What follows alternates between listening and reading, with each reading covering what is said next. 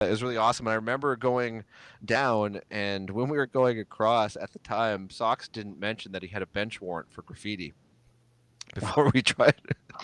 So we're like getting to the border, and Socks is like, "Yo, I've got this bench warrant," and I'm like, "Fucking Oh, Christ!" But so we get to the border, right? And they're like, the guy's like, where he was like he had a southern accent. He was from obviously the south, but posted up at the main border or whatever. He's like, where are y'all headed anyway? And I was like, oh, we're going to Portland. We're staying with friends, and we're gonna see a show. Mhm. We have a friend who's a band. They're on tour. We're gonna go down and see them. Friend's birthday. And he says, okay, blah blah. And he didn't get past me. He said, What do you do? Where do you work?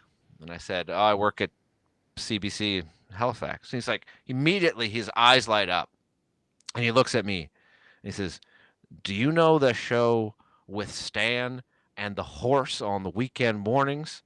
And of course, that's a show I worked on. So I looked over at him, and I said, "Yeah, my name's Private Ryan," which is what they called me at the time. I was just like a young junior sort of associate that would help out on the show oh sometimes. my God. And the Yeah. guy looks at me, and he's like, "I really like that band. Hey Rosetta, we get CBC here in Maine."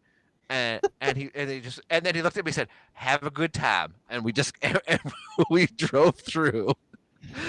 And Dude. I just remember laughing about that so much because it's like never did I think that like my cred on CBC would